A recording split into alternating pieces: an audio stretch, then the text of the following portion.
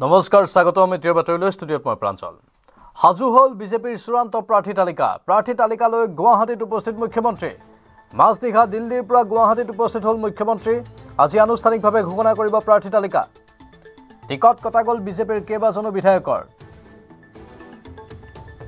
বিজেপিৰ চূড়ান্ত প্ৰাৰ্থী তালিকা হাজু হৈছে আৰু প্ৰাৰ্থী তালিকালৈ গুৱাহাটীত উপস্থিত হয় মুখ্যমন্ত্ৰী মাজনিশা দিল্লীৰ পৰা গুৱাহাটীত উপস্থিত হয় মুখ্যমন্ত্ৰী আজি আনুষ্ঠানিকভাৱে ঘোষণা কৰিব প্ৰাৰ্থী তালিকা ইতিমধ্যে টিকট কটা গৈছে বিজেপিৰ কেইবাজনো বিধায়কৰ আৰু ইতিমধ্যে যিখন প্ৰাৰ্থী তালিকা সম্ভাৱ্য প্ৰাৰ্থী তালিকাখন আমি উল্লেখ কৰিছো কিন্তু আনুষ্ঠানিকভাৱে ঘোষণা কৰিবলৈ বাকি কালি যেটো দিল্লীত সংসদীয় বৰ্ডৰ বৈঠক অনুষ্ঠিত হৈছিল তাৰ পাছতে প্ৰাৰ্থী তালিকাখন ওলাইছিল আৰু একাংশ প্ৰাৰ্থীৰ বাসগৃহত উৎসৱমুখৰ পৰিৱেশৰ সৃষ্টিও হৈছিল সেই প্ৰাৰ্থী তালিকাখন লৈ গুৱাহাটীত উপস্থিত হল মুখ্যমন্ত্ৰী উপস্থিত হোৱাৰ দৃশ্য দেখুৱাইছো মাজনিশা দিল্লীৰ পৰা গুৱাহাটীত উপস্থিত হয় মুখ্যমন্ত্ৰী আজি আনুষ্ঠানিকভাৱে প্ৰাৰ্থী তালিকা ঘোষণা কৰিব বিজেপিয়ে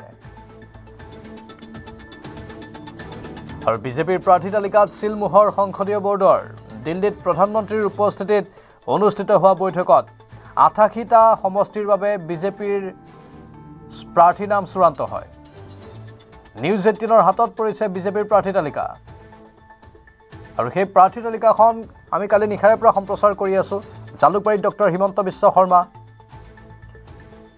ৰঙিয়াত ভৱেশ কলিতা কমলপুৰত দিগন্ত কলিতা খুমটাইত মৃণাল শইকীয়া মাহমৰাত সুৰজ দিহিঙীয়া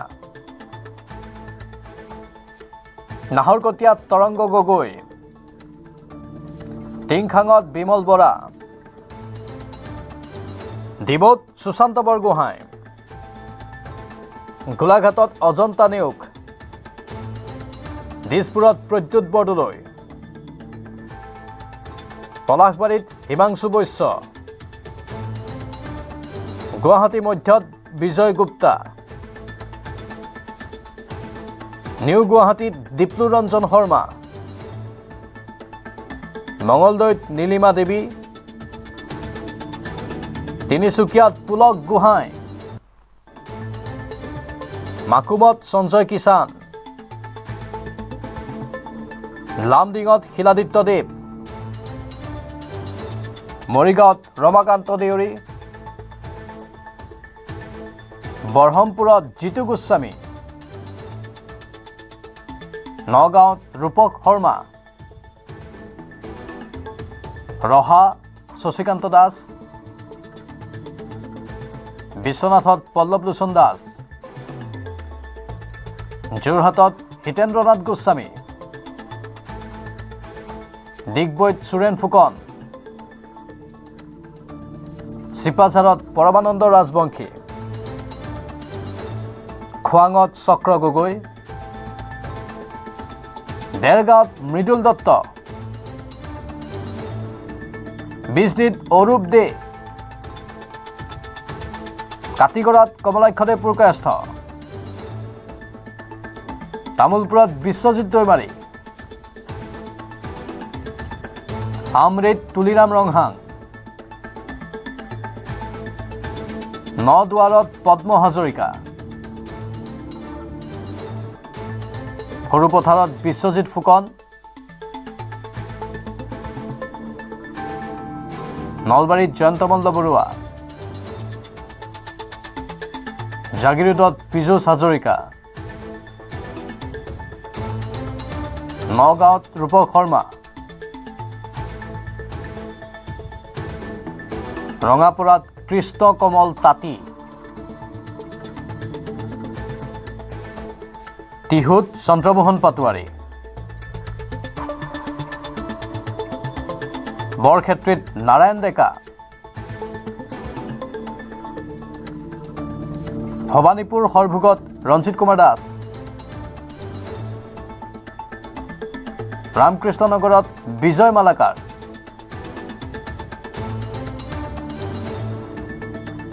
ঢেকিয়াজুলিত অশোক সিংহাল মাজুলীত ভুৱন গাম ধেমাজিত ৰনুজ পেগু জোনাইত ভুৱন পেগু দুলিয়াজানত ৰামেশ্বৰ তেলী লখিমপুৰত মানৱ ডেকা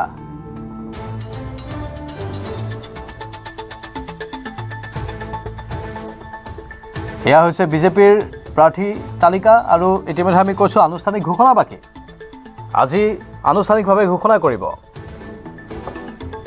জালুকবাৰীত ডক্টৰ হিমন্ত বিশ্ব শৰ্মা ৰঙিয়াত ভৱেশ কলিতা কমলপুৰত দিগন্ত কলিতা ডিগবৈত সুৰেণ ফুকন ডিব্ৰুগড়ত প্ৰশান্ত ফুকন খুমটাইত মৃণাল শইকীয়া মাহমৰাত সুৰজ দিহিঙীয়া নাহৰকটীয়াত তৰংগ গগৈ টিংখাঙত বিমল বৰা ডিমৌত সুশান্ত বৰগোহাঁই গোলাঘাটত অজন্তা নেওগ দিছপুৰত প্ৰদ্যুৎ বৰদলৈ পলাশবাৰীত হিমাংশু বৈশ্য গুৱাহাটী মধ্যত বিজয় গুপ্তা নিউ গুৱাহাটীত দীপ্লুৰঞ্জন শৰ্মা মঙলদৈত নীলিমা দেৱী তিনিচুকীয়াত পুলক গোহাঁই মাকুমত সঞ্জয় কিষাণ লামডিঙত শিলাদিত্য দেৱ মৰিগাঁৱত ৰমাকান্ত দেউৰী বহৰমপুৰত জিতু গোস্বামী নগাঁৱত ৰূপক শৰ্মা ৰহাত শশীকান্ত দাস বিশ্বনাথত পল্লৱ লোচন দাস যোৰহাটত হিতেন্দ্ৰনাথ গোস্বামী ডিগবৈত সুৰেণ ফুকন চিপাঝাৰত পৰমানন্দ ৰাজবংশী খোৱাঙত চক্ৰ গগৈ দেৰগাঁৱত মৃদুল দত্ত বিজনীত অৰূপ দে কাটিগড়াত কমলাক্ষণী পুৰকায়স্থ তামোলপুৰত বিশ্বজিৎ দৈমাৰী আমৃত তুলিৰাম ৰংহাং নদুৱাৰত পদ্ম হাজৰিকা সৰুপথাৰত বিশ্বজিৎ ফুকন নলবাৰীত জয়ন্ত মল্ল বৰুৱা জাগিৰোডত পীযুষ হাজৰিকা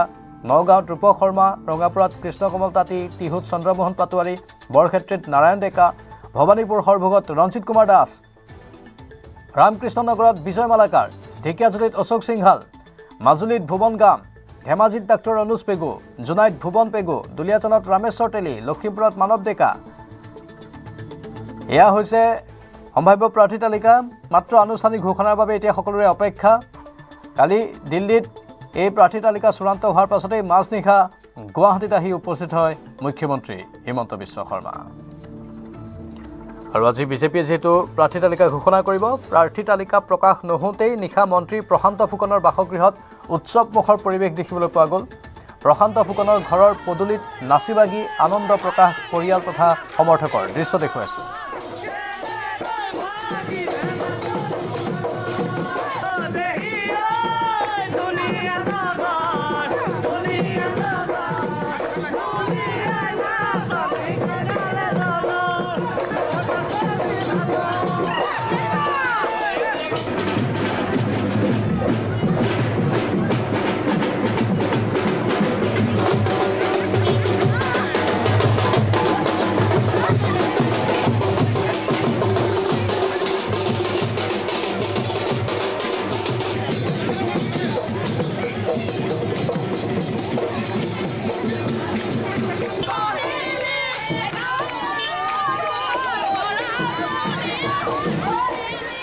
আৰু প্ৰাৰ্থী ঘোষণাৰ পূৰ্বেই পল্লৱ লোচনৰ বাসগৃহতো নাচি বাগি আনন্দ প্ৰকাশ সমৰ্থক তথা দলীয় কৰ্মীৰ এয়া পল্লৱ লোচন দাসৰ বাসগৃহৰ পৰিৱেশ দেখুৱাইছোঁ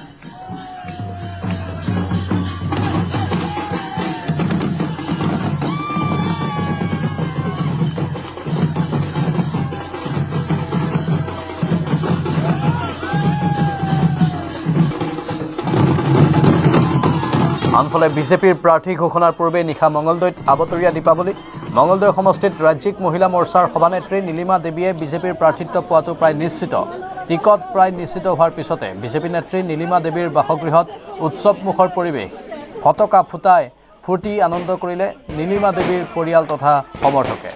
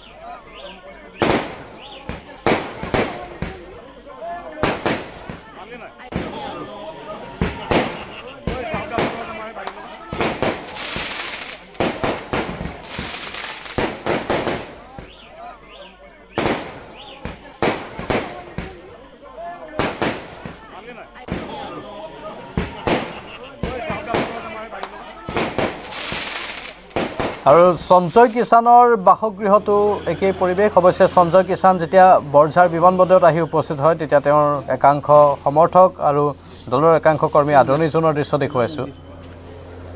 বিমানবন্দৰতেই আদৰণি জনোৱা হয় আৰু উৎফুল্লিত তেওঁৰ সমৰ্থকসকল প্ৰাৰ্থিত্ব লাভ কৰাৰ পাছতেই এয়া সঞ্জয় কিষাণক দেখা গৈছে। দলক অন্তৰকণে ধন্যবাদ জ্ঞাপন কৰিছোঁ যে ৰাইজৰ সেৱাৰ বাবে পুনৰবাৰ মোক প্ৰাৰ্থিত্ব প্ৰদান কৰিছে। মাননীয় মুখ্যমন্ত্ৰী ডাঙৰীয়া আৰু দিলীপ শইকীয়া ডাঙৰীয়াক অন্তৰকণে ধন্যবাদ জ্ঞাপন কৰিছোঁ যে পুনৰবাৰ ৰাইজৰ সেৱাৰ অৰ্থে মোৰ ওপৰত বিশ্বাস ৰাখি পেলাই প্ৰাৰ্থিত্ব প্ৰদান কৰিলে আৰু মই ৰাইজৰ আশীৰ্বাদ বিচাৰিছোঁ। বিগত 10টা বছৰে মই ৰাইজৰ হকে মাননীয় মুখ্যমন্ত্ৰী ডাঙৰীয়াৰ আশীৰ্বাদেৰে অতি নিষ্ঠা আৰু সততাৰে নিজৰ দায়িত্বখিনি পালন কৰিলোঁ। কেতিয়াবা মন্ত্ৰী হিচাপে, কেতিয়াবা MLA হিচাপে। তো গতিকে আগন্তুক দিনতো যাতে মই সকলো জাতি জনগোষ্ঠী সকলো ধৰ্মাৱলম্বী লোকক লগত লৈ পেলাই মোৰ দায়িত্বখিনি যাতে নিষ্ঠা আৰু সততাৰে পালন কৰি মোৰ নিজৰ বিধানসভা সমষ্টিটো উন্নয়নৰ দিশত লৈ যোৱাৰ লগতে মাননীয় মুখ্যমন্ত্ৰী ডাঙৰীয়াৰ যি সপোন আৰু মাননীয় মুখ্যমন্ত্ৰী ডাঙৰীয়াই আমাৰ অসমখনত ভাৰতবৰ্ষৰ বুকুত যি জিলিকাই তুলিবৰ কাৰণে যি পৰিকল্পনা কৰিছে সেই পৰিকল্পনাৰ লগত নিজক খাপ খুৱাই পেলাই যিকোনো দায়িত্ব পাম সেই দায়িত্ব মই অতি নিষ্ঠাপূৰ্বক মই পালন কৰিবৰ কাৰণে মই সাজু থাকিম।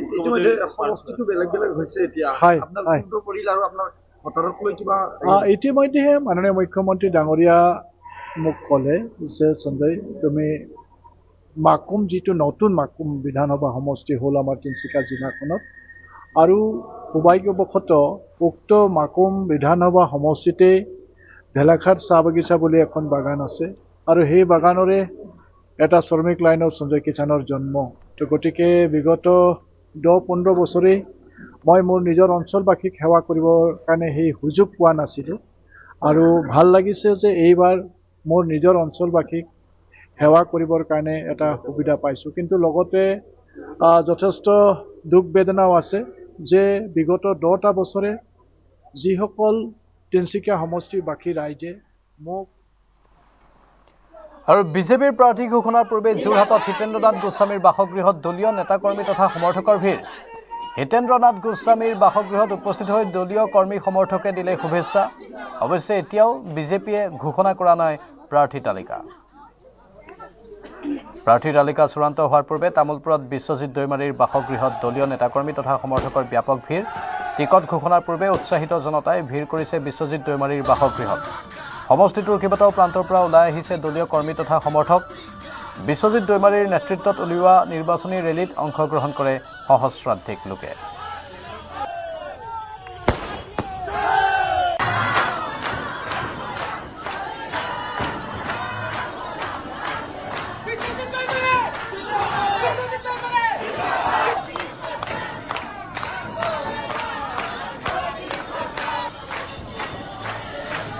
আমাৰ সতীৰ্থ মৃদুপৱন গোস্বামী বৰ্তমান নিউজৰুমৰ পৰা লাইভত আছে। মৃদুপৱন, ইতিমধ্যে আমি সম্ভাৱ্য প্ৰাৰ্থী তালিকাখন দিছোঁৱেই আৰু দৃশ্যবোৰ দেখুৱাইছোঁ সমৰ্থকৰ কেনেধৰণৰ আনন্দ উৎসাহ বিজেপি কৰ্মীসকলৰ নেতাসকলৰ।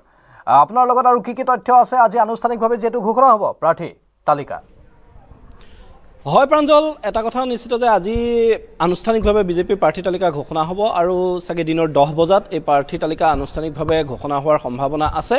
কিন্তু তাৰ পূৰ্বে দেখা গ'ল যে যোৱা নিশা যি সংসদীয় কমিটিৰ বৈঠক আছিল বিজেপিৰ, সেই বৈঠক 9 বজালৈকে চলিল আৰু তাত বিজেপিৰ যি প্ৰাৰ্থী তালিকা সেই প্ৰাৰ্থী তালিকা চূড়ান্ত হৈছে। প্ৰায় 88জনীয়া প্ৰাৰ্থী তালিকা চূড়ান্ত হৈছে আৰু এটা সমষ্টিত লৈ এতিয়াও কিছু আউল লাগি আছে। হয়তো আজি দিনৰ ভাগলৈ সেই আউল ছিগিব, কিন্তু এটা সমষ্টিত পৰিয়ালকেন্দ্ৰিক কিছু সংঘাতৰ বাবে হয়তো সেই সমষ্টিটো আউল লাগি থকা বুলি ইতিমধ্যে আমাৰ হাতলৈ তথ্য আহিছে। তাৰ সমান্তৰালকৈ আমি যদি চাওঁ, দেখা গৈছে যে মিত্ৰ দলক অগপক 26খন আসন এৰি দিছে বিজেপিয়ে আৰু BPFক 11খন আসন এৰি দিছে আৰু 88খন আসনৰ যি চূড়ান্ত প্ৰাৰ্থী তালিকা সেই প্ৰাৰ্থী তালিকালৈ নিশাই অসমত উপস্থিত হৈছেহি মুখ্যমন্ত্ৰী হিমন্ত বিশ্ব শৰ্মা আৰু মুখ্যমন্ত্ৰীৰ লগতে একেখন বিমানতে আহিল ৰাজ্যিক বিজেপিৰ সভাপতি দিলীপ শইকীয়া, মন্ত্ৰী পীযুষ হাজৰিকা আৰু কেন্দ্ৰীয় মন্ত্ৰী পবিত্ৰ মাৰ্ঘেৰিটা আৰু তেওঁলোকে চূড়ান্ত তালিকালৈ ইতিমধ্যে নিশা উপস্থিত হৈছে। নিশা কিন্তু তেওঁলোকে এই সন্দৰ্ভত কোনো ধৰণৰ বক্তব্য প্ৰদান নকৰিলে আৰু আজি 10 বজাত হয়তো এই প্ৰাৰ্থী তালিকা চূড়ান্ত প্ৰাৰ্থী তালিকা প্ৰকাশ পোৱাৰ সম্ভাৱনা আছে। আৰু ইফালে যদি আমি চাওঁ এই চূড়ান্ত যি প্ৰাৰ্থী তালিকা সম্ভাৱ্য প্ৰাৰ্থী তালিকা আমাৰ হাতত আহি পৰিছে তাত দেখিবলৈ পোৱা গৈছে যে কেইবাজনো জ্যেষ্ঠ নেতাৰ এইবাৰ টিকট কৰ্তন হৈছে। আমি যদি এই ক্ষেত্ৰত ক'বলৈ যাওঁ তেতিয়াহ'লে যে দিছপুৰ সমষ্টিত অতি উল্লেখনীয় দিছপুৰ সমষ্টিত জ্যেষ্ঠ নেতা অতুল বৰাৰ টিকট কৰ্তন হৈছে।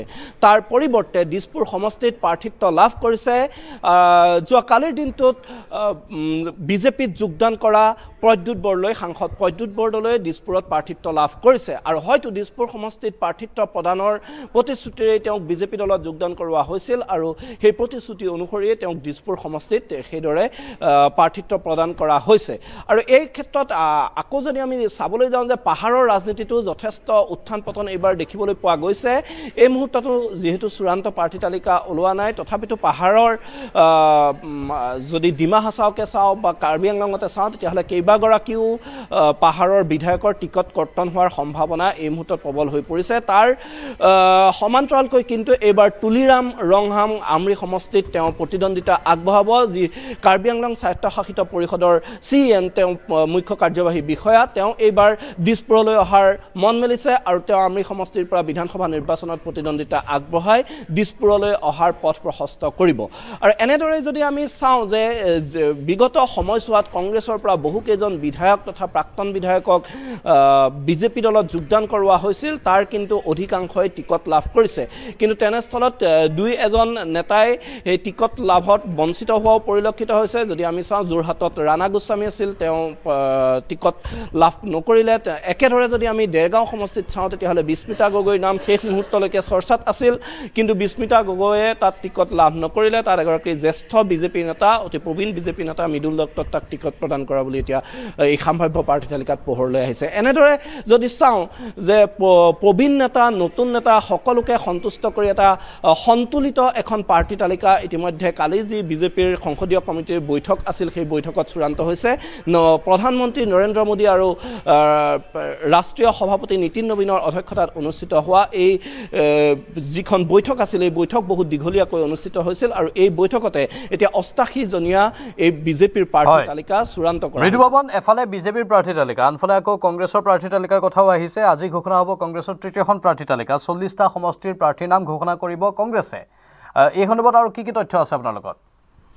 কালিৰ দিনটোত দেখা গৈছিল যে গৌৰৱ গগৈয়ে এই কথা ঘোষণা কৰিছিল যে তেওঁলোকৰ যি নিৰ্বাচনী কমিটিৰ বৈঠক সেই বৈঠক কালি অনুষ্ঠিত হৈছিল আৰু সেই বৈঠকতে এতিয়া এই প্ৰাৰ্থীৰ তালিকা চূড়ান্ত হৈছিল। কিন্তু কালি শেষ নিশা এটা বেলেগ ধৰণৰ সমীকৰণ দেখিবলৈ পোৱা গ'ল। যি ৰাইজৰ দল আৰু কংগ্ৰেছৰ মাজত মিত্ৰতাক লৈ এখন নাটক চলি আছিল, সেই নাটকৰ কালি জৱনিকা পৰা দেখিবলৈ পোৱা গ'ল আৰু ৰাইজৰ দল আৰু কংগ্ৰেছৰ মাজত সেই মিত্ৰতাৰ পৰিপ্ৰেক্ষিতত এতিয়া যি প্ৰাৰ্থীৰ চূড়ান্ত তালিকা কংগ্ৰেছৰ সেই তালিকা কালি প্ৰকাশ কৰা নহ'ল। কাৰণ এতিয়া ৰাইজৰ দলৰ লগত নতুন এটা ইকুৱেশ্যনত কংগ্ৰেছ গৈছে আৰু শেহতীয়াকৈ যি প্ৰদ্যুৎ বৰদলৈ পুত্ৰ প্ৰতীক বৰদলৈয়ে মাৰ্ঘেৰিটাত প্ৰাৰ্থিত্ব লাভ কৰিছিল, কিন্তু তেওঁ বিজেপিলৈ যাব নেকি তেনেধৰণৰ চৰ্চা লাভ কৰিছে। আৰু প্ৰতীক বৰদলৈ প্ৰাৰ্থিত্বক লৈ এতিয়া কংগ্ৰেছৰ কি স্থিতি হ'ব এই সন্দৰ্ভত কালি প্ৰদেশ কংগ্ৰেছৰ সভাপতিজনে মন্তব্য কৰিছিল যে প্ৰতীক বৰদলৈৰ প্ৰতি তেওঁৰ সহানুভূতি আছে, কিন্তু তেওঁৰ সন্দৰ্ভত তেওঁৰ প্ৰাৰ্থিত্বৰ সন্দৰ্ভত দলীয় শীৰ্ষ নেতৃত্বই সিদ্ধান্ত ল'ব। আৰু এইবোৰ পৰিপ্ৰেক্ষিততে এটা কথা চৰ্চালৈ আহিছে যে মাৰ্ঘেৰিটাত হয়তো ৰাইজৰ দলৰ সৈতে কংগ্ৰেছে বুজাবুজিলৈ আহিবও পাৰে, যিহেতু আজিৰ দিনটোত সংবাদমেলযোগে ৰাইজৰ দলে এই মিত্ৰতাৰ সন্দৰ্ভত সকলো কথা ৰাজহুৱা কৰিব। কিন্তু তাৰ পূৰ্বে এতিয়া চৰ্চাত থকা বিষয়টো হৈছে যে মাৰ্ঘেৰিটা হয়তো ৰাইজৰ দলক এৰি দিব পাৰে। ইতিমধ্যে ৰাইজৰ দলে মাৰ্ঘেৰিটাত প্ৰাৰ্থী ঘোষণা কৰি থৈছে আৰু যদি তেওঁলোকৰ মিত্ৰতা হয় তাত বন্ধুত্বপূৰ্ণ প্ৰতিদ্বন্দ্বিতা নহয় প্ৰতীক বৰদলৈ যদি বিজেপিলৈ আহে তেতিয়াহ'লে মিত্ৰদল ৰাইজৰ দলক কংগ্ৰেছে মাৰ্ঘেৰিটা সমষ্টি এৰি দিব পাৰে। এনেবোৰ কাৰণতে হয়তো তেওঁলোকে কংগ্ৰেছে কালি যি তেওঁলোকৰ তৃতীয়খন প্ৰাৰ্থী তালিকা আছিল প্ৰকাশ নকৰিলে, আজি হয়তো বিয়লি ভাগলৈ সেই প্ৰাৰ্থী তালিকা প্ৰকাশ কৰাৰ সম্ভাৱনা আছে। প্ৰাঞ্জল, মৃদুবাবন আপুনি লাইনত থাকিব। বিশ্বজিৎ দৈমাৰীৰ এটা ভাষ্য আছে, সেই ভাষ্যটো আমি আগবঢ়াম, লগতে আমাৰ সাংবাদিকৰ এক প্ৰতিবেদনো থাকিব, আগবঢ়াই লৈছোঁ। মই ধন্যবাদ জ্ঞাপন কৰিছোঁ আমাৰ ভাৰতীয় জনতা পাৰ্টি দলৰ আমাৰ সভাপতি আমাৰ নীতিন ডাঙৰীয়ালৈ, প্ৰধানমন্ত্ৰী ডাঙৰীয়া অমিত শ্বাহ ডাঙৰীয়া, আমাৰ মুখ্যমন্ত্ৰী ডক্টৰ হিমন্ত বিশ্ব শৰ্মা ডাঙৰীয়া, আমাৰ দিলীপ শইকীয়া ডাঙৰীয়া আৰু ইয়াৰ লগতে আমাৰ ইয়াত BTC এলেকাত দায়িত্ব লৈ জয়ন্ত মল্ল ডাঙৰীয়া তেওঁ লাগি আছে আৰু হাগ্ৰামা মহিলাই ডাঙৰীয়া, BPF দলৰ সকলোকে মই ধন্যবাদ জ্ঞাপন কৰোঁ যে আজি তামোলপুৰত ভাৰতীয় জনতা পাৰ্টি মানে NDAৰ প্ৰাৰ্থী হিচাপে দিয়াৰ সিদ্ধান্ত লোৱাৰ বাবে গতিকে মই ভাবোঁ নিশ্চয় যেটো এটা বিশ্বাসত তামোলপুৰত ভাৰতীয় জনতা পাৰ্টিৰ প্ৰাৰ্থী হিচাপে আজি মানে ইয়াত নিৰ্বাচন অনুষ্ঠিত কৰিব বিচাৰিছে, ইয়াত ডেফিনেটলি আমি বিপুল ভোটত জয়যুক্ত কৰিব পাৰিম। মই বিজেপিৰ প্ৰাৰ্থী তালিকা ইতিমধ্যে সাজু হৈ পৰিছে আৰু প্ৰাৰ্থী তালিকা ঘোষণা কৰাৰ পূৰ্বে দেখিবলৈ পোৱা গৈছে মঙলদৈত নীলিমা দেৱী যিগৰাকী প্ৰায় প্ৰাৰ্থী চূড়ান্ত হোৱাৰ দিশত আৰু নীলিমা দেৱীৰ বাসগৃহত এক উৎসৱমুখৰ পৰিৱেশ দেখিবলৈ পোৱা গৈছে। দেখুৱাইছোঁ এয়া মঙলদৈৰ দৃশ্য আৰু মঙলদৈ নীলিমা দেৱীৰ বাসগৃহত যি বিজেপিৰ যি কাৰ্যকৰ্তাসকল আহি উপস্থিত হৈ এই ধৰণে এক উৎসৱমুখৰ পৰিৱেশ সৃষ্টি কৰিছে। যিহেতু আনুষ্ঠানিকতা বাকী নীলিমা দেৱীৰ প্ৰাৰ্থীক লৈ সকলোৱে আশা কৰিছিল যে দলীয় কৰ্মী এগৰাকীক প্ৰাৰ্থিত্ব প্ৰদান কৰিব মঙলদৈ বিধানসভা সমষ্টিত আৰু শেহতীয়াকৈ প্ৰায় নিশ্চিত হোৱাৰ দিশত নীলিমা দেৱীৰ প্ৰাৰ্থিত্ব আৰু আনুষ্ঠানিকতা বাকী কি অনুভৱ? হয়, ইতিমধ্যে আমাৰ যিটো নিয়ম কিছুমান থাকে আনুষ্ঠানিকতাভাৱে কোনে কোনটো সমষ্টিত প্ৰাৰ্থিত্ব প্ৰদান কৰা হ'ল এইটো এটা ঘোষণা কৰিব, কিন্তু তাৰ আগমুহূৰ্ততে এটা খবৰ কিছুমান ওলাই আছে মঙলদৈ সমষ্টিৰ বাবে মোৰ নামটো ওলোৱা বুলি। গতিকে ৰাইজৰ যিটো সঁহাৰি মই এতিয়া পাইছোঁ বা দলীয় কাৰ্যকৰ্তা বিশেষকৈ সঁহাৰিখিনি পাইছোঁ, তেওঁলোক আহিছে মোৰ বাসগৃহত শুভেচ্ছা জ্ঞাপন কৰিবৰ কাৰণে, তেওঁলোকক মই ধন্যবাদ জ্ঞাপন কৰিছোঁ। আনুষ্ঠানিকতা হোৱাৰ পিছত যিখিনি নমিনেশ্যন দিয়াৰ পৰা আৰম্ভ কৰি যিটো ব্যৱস্থা সেইখিনিলৈ আগবাঢ়িম। গতিকে মই নিশ্চয় এটা বিশ্বাসী দলে নিশ্চয় ভাল এটা উচিত সিদ্ধান্ত ল'ব। মুখ্যমন্ত্ৰীগৰাকীয়ে কৈ আছে মহিলাসকলক প্ৰাধান্য দিয়া হ'ব, সেই অনুসৰি আপোনাক প্ৰাৰ্থিত্ব যিহেতু প্ৰায় নিশ্চিত হৈ পৰিছে, কি ক'ব? মুখ্যমন্ত্ৰী মহোদয়ক ধন্যবাদ জ্ঞাপন কৰিম আৰু এইটো আমাৰ ইতিমধ্যে দলেও কয় চৰকাৰে কয় মহিলাসকলক সন্মান দিয়াৰ ক্ষেত্ৰত আজি আমি চাইছোঁ বিভিন্ন আঁচনিৰ জৰিয়তে একেবাৰে সাধাৰণ মহিলাগৰাকীৰ ক্ষেত্ৰত যিটো সন্মান দিব লাগে সেইখিনি দি আহিছে আৰু ৰাজনৈতিকভাৱেও মহিলাখিনিক আগবঢ়াই নিয়াৰ ক্ষেত্ৰত যিখিনি পদক্ষেপ লৈছে তাৰ বাবে মুখ্যমন্ত্ৰী মহোদয়ক মই ধন্যবাদ জ্ঞাপন কৰিব লাগিব। আমাৰ সভাপতি লগতে সাংসদ দিলীপ শইকীয়া ডাঙৰীয়াকো মই ধন্যবাদ জ্ঞাপন কৰিছোঁ। দলৰ আমাৰ জ্যেষ্ঠ কাৰ্যকৰ্তাসকলক ধন্যবাদ জ্ঞাপন। যি সিদ্ধান্ত লৈছে এটা উচিত সিদ্ধান্ত বুলি মই ভাবোঁ আৰু এয়াই নিশ্চয় ৰাইজৰ হিতৰ কাৰণে এটা ভাল কাম হ'ব। মৃদুপৱন, এয়া হ'ল যিসকলে প্ৰাৰ্থিত্ব লাভ কৰাটো প্ৰায় চূড়ান্ত হৈছে তেওঁলোকৰ মতামত আৰু আনন্দিত তেওঁলোকৰ সমৰ্থকসকল। স্বাভাৱিকতেই আজিৰ দিনটোত এই ছবিবোৰ অধিক স্পষ্ট ৰূপত আমি দেখা পাম। নিশ্চয় প্ৰাঞ্জল চাওক, এই উৎসাহটো সমৰ্থকৰ থাকিবই আৰু যি বিজেপিৰ প্ৰাৰ্থীসকলৰ লগতে বিজেপিৰ কৰ্মীসকলৰ যি আত্মবিশ্বাস সেই আত্মবিশ্বাস এইবাৰ তুংগত দেখিবলৈ পোৱা গৈছে, কিয়নো বিৰোধীৰ শিবিৰত যি খোৱা কামৰা আজিৰ দিনটোলৈকে সেই খোৱা কামৰা অন্ত পৰা নাই। ইটো দলে সিটো দললৈ যি বোকা ছটিওৱাৰ তেওঁলোকৰ খেল সেই খেল চলি আছে, তাৰ বাবে তৃণমূল কৰ্মীৰ মনোবল যথেষ্ট ভাগি পৰা পৰিলক্ষিত হৈছে। কালিৰ দিনটোত দেখা গৈছে যে ইজনৰ পিছত সিজন জ্যেষ্ঠ নেতাৰ দল ত্যাগৰ পিছত কংগ্ৰেছৰ অন্যতম জ্যেষ্ঠ নেতা ৰিপুন বৰাই দলীয় কৰ্মীসকলক মনোবল ভাঙি নেপেলাবলৈ আহ্বান জনোৱা এটা অৱস্থাৰ সৃষ্টি হৈছে। তেওঁ অকপতে স্বীকাৰ কৰিছে যে এনেধৰণৰ ঘটনাই তীব্ৰ প্ৰত্যাহ্বানৰ সৃষ্টি কৰিছে কংগ্ৰেছত আৰু তেনে সময়ত বিজেপিৰ যিসকল নেতা কৰ্মী আছে তেওঁলোকৰ আত্মবিশ্বাস এতিয়া তুংগত পৰিলক্ষিত হৈছে। আৰু এইখিনিতে প্ৰাঞ্জল মই এটা কথা ক'ব খুজিছোঁ যে এইবাৰ লক্ষণীয় হ'ব যি BTCৰ নিৰ্বাচনী প্ৰেক্ষাপট সেইটো। কালিৰ দিনটোত দেখিবলৈ পোৱা গ'ল প্ৰমোদ বড়োৱে ঘোষণা কৰিলে যে তেওঁলোকে NDAত নাথাকে বুলি ইতিমধ্যে NDA নেতৃত্বক জনাই আহিছে আৰু তেওঁলোকে BTCৰ আটাইকেইটা সমষ্টিৰ উপৰি BTCৰ বাহিৰৰো কেইবাটাও সমষ্টিত তেওঁলোকে প্ৰাৰ্থিত্ব আগবঢ়াব। আৰু আমি এতিয়া দেখুৱালোঁ যে বিশ্বজিৎ দৈমাৰী এক প্ৰকাৰ উচ্চশিত তেওঁ তামোলপুৰত প্ৰাৰ্থিত্ব লাভ কৰিছে। তাৰ সমান্তৰালকৈ কিন্তু তামোলপুৰত প্ৰমোদ বড়োৰ প্ৰাৰ্থিত্ব ইতিমধ্যে ঘোষণা কৰি থৈছে দলেই। এক তুমুল যুঁজ হোৱাৰ সম্ভাৱনা এই BTCৰ এইবাৰ আটাইকেইখন আসনতে। আৰু এই ক্ষেত্ৰত এতিয়া NDA যিটো বিজেপি আৰু BPFৰ মিত্ৰতা আৰু তাৰ সমান্তৰালকৈ UPPLৰ যি নিজাববীয়া প্ৰাৰ্থী তেওঁলোকে দিব এই যুঁজখন এতিয়া কেনে ৰূপ লয় সেয়া কিন্তু লক্ষণীয় হ'ব তাৰ সমান্তৰালকৈ যদি আমি চাওঁ যে উজনি অসমৰ কিন্তু বহুকেইটা সমষ্টিত পূৰ্বে চৰ্চা হৈ আছিল কেইবাজনো বৰ্তমানৰ বিধায়কে টিকট লাভ নকৰিব মন্ত্ৰী প্ৰাক্তন মন্ত্ৰীয়ে টিকট লাভ নকৰিব কিন্তু বাস্তৱ ক্ষেত্ৰত তেনে হোৱা পৰিলক্ষিত নহ'ল প্ৰায় কেইজন মন্ত্ৰী বিধায়কে এতিয়া টিকট লাভ কৰাটো এক প্ৰকাৰ নিশ্চিত হৈ পৰিছে কেৱল আনুষ্ঠানিকতা বাকী তেওঁলোকৰ সমৰ্থকে ঘৰত বিজয় উল্লাস ইতিমধ্যে আৰম্ভ কৰিছে প্ৰাৰ্থিত্ব ঘোষণা হওঁতে বিজয় উল্লাস আৰম্ভ কৰাটোৱে কিন্তু তেওঁলোকৰ যথেষ্ট যি আত্মবিশ্বাস আছে এইবাৰ নিৰ্বাচনটোক লৈ সেয়া প্ৰতিফলিত কৰিছে প্ৰাঞ্জল মৃদুপৱন আপোনাক এই মুহূৰ্তত ধন্যবাদ জ্ঞাপন কৰিছোঁ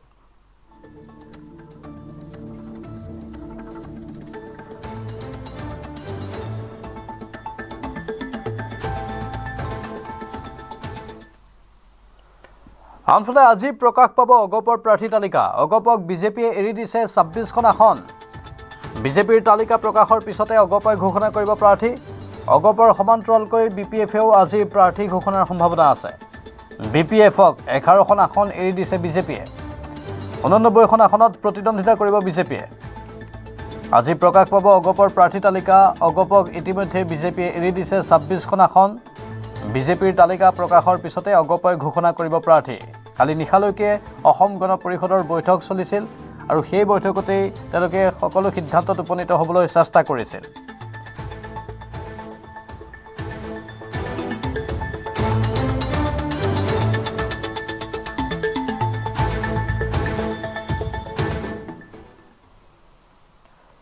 ইয়াৰ মাজতে UPPLৰ দ্বিতীয়খন প্ৰাৰ্থী তালিকা প্ৰকাশ বিটিআৰৰ 4টা সমষ্টিৰ প্ৰাৰ্থীৰ নাম ঘোষণা দলটোৰ বাক্সাত ৰাকেশ ব্ৰহ্মক প্ৰাৰ্থিত্ব গহপুৰত নিত্যানন্দ বসুমতাৰীক প্ৰাৰ্থিত্ব বৰছলা সমষ্টিৰ প্ৰাৰ্থী বাবুৰাম বসুমতাৰী বকো ছয়গাঁৱত মনোজ বসুমতাৰীক প্ৰাৰ্থিত্ব পূৰ্বে 7জনীয়া প্ৰাৰ্থী তালিকা প্ৰকাশ কৰিছিল UPPLে ইয়াৰ UPPLৰ দ্বিতীয়খন প্ৰাৰ্থী তালিকা বিটিআৰৰ 4টা সমষ্টিৰ প্ৰাৰ্থীৰ নাম ঘোষণা দলটোৰ বাক্সাত ৰাকেশ ব্ৰহ্মক প্ৰাৰ্থিত্ব গহপুৰত নিত্যানন্দ বসুমতাৰীক প্ৰাৰ্থিত্ব বৰছলা সমষ্টিৰ প্ৰাৰ্থী বাবুৰাম বসুমতাৰী বকো ছয়গাঁৱত মনোজ বসুমতাৰীক প্ৰাৰ্থিত্ব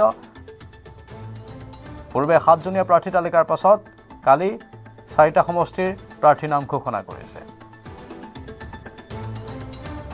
From 42 Nong Baksa ST LSC constituency, our Honorable President of the Youth Wing and sitting MCLA and former EM, Sri Jud Rakesh Brahmo, as the candidate of 42 Nong Baksa ST LSC. Our leader, Sri Nityananda Bosumatary, as the candidate for Bhopur LSC, Borsola LSC constituency, I repeat.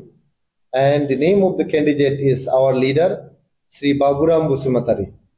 So Baburam Bosumatary is our candidate for 66 Nong Borsola constituency.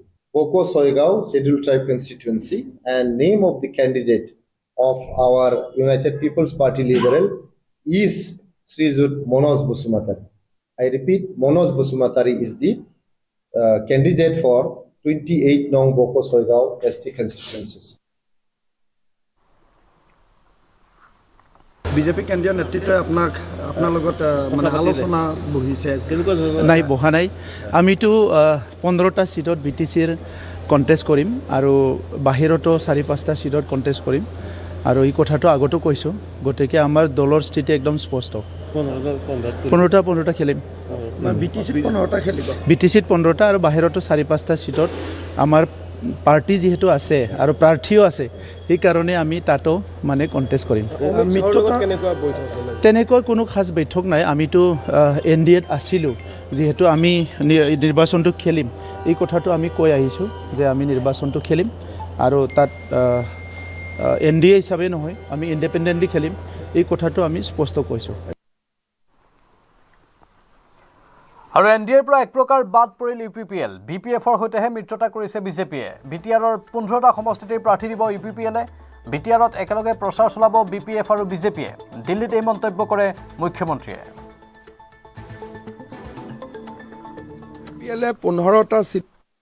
UPPLে 15টা সিটতে তেওঁলোকে contest কৰিব আৰু তেওঁলোকৰ প্ৰতি আমাৰ শুভেচ্ছা থাকিব কিন্তু আমাৰ এলায়েন্স BPFৰ লগত BPF আৰু আমি জইণ্টলি কেম্পেইন কৰিম, আমি জইণ্টলি ইলেকশ্যন খেলিম। UPPL 15টা সিটতে তেওঁলোকে কণ্টেষ্ট কৰিব আৰু তেওঁলোকৰ প্ৰতি আমাৰ শুভেচ্ছা থাকিব, কিন্তু আমাৰ এলায়েন্স BPFৰ লগত। BPF আৰু আমি জইণ্টলি কেম্পেইন কৰিম, আমি জইণ্টলি ইলেকশ্যন খেলিম। ইফালে আজি ঘোষণা হ'ব কংগ্ৰেছৰ তৃতীয়খন প্ৰাৰ্থী তালিকা। 40টা সমষ্টিৰ প্ৰাৰ্থীৰ নাম ঘোষণা কৰিব কংগ্ৰেছে। দিল্লীত এই কথা সদৰি APCCৰ তত্ত্বাৱধায়ক জিতেন্দ্ৰ সিঙৰ। পূৰ্বে 65টা সমষ্টিৰ প্ৰাৰ্থী ঘোষণা কৰিছে কংগ্ৰেছে। 15টা সমষ্টি বিৰোধী মিত্ৰদলক এৰি দিছিল কংগ্ৰেছে।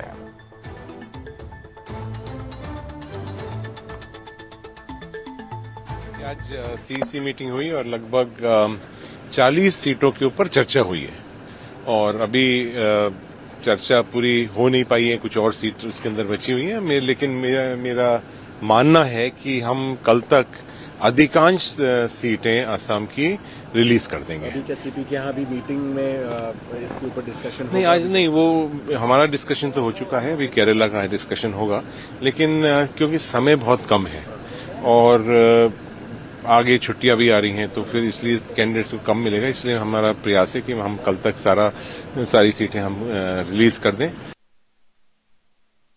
देखिए, आज CEC मीटिंग हुई और लगभग 40 सीटों के ऊपर चर्चा हुई है और अभी चर्चा पूरी हो नहीं पाई है, कुछ और सीट उसके अंदर बची हुई है। लेकिन मेरा मानना है कि हम कल तक अधिकांश सीटें असम की रिलीज कर देंगे। अभी क्या CP के यहाँ भी मीटिंग में इसके ऊपर डिस्कशन नहीं, आज नहीं, वो हमारा डिस्कशन तो हो चुका है, अभी केरला का डिस्कशन होगा, लेकिन क्योंकि समय बहुत कम है और आगे छुट्टियां भी आ रही हैं तो फिर इसलिए कैंडिडेट्स को कम मिलेगा, इसलिए हमारा प्रयास है कि हम कल तक सारी सीटें हम रिलीज कर दें।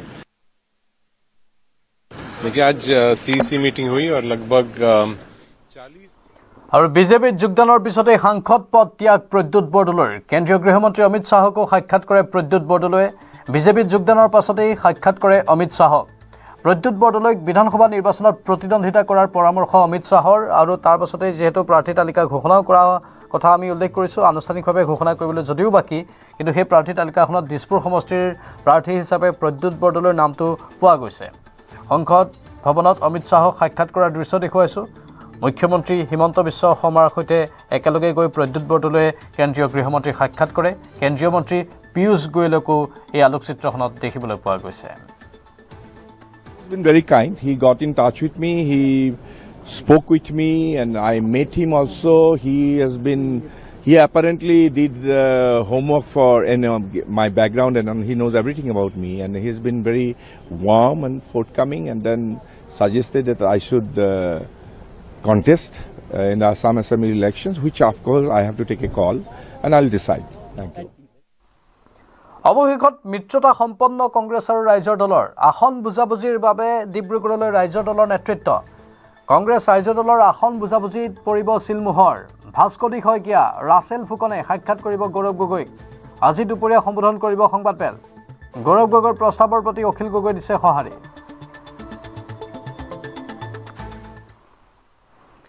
সময় হৈছে এতিয়া বাতৰিৰ পৰা বিদায় লোৱাৰ। নমস্কাৰ।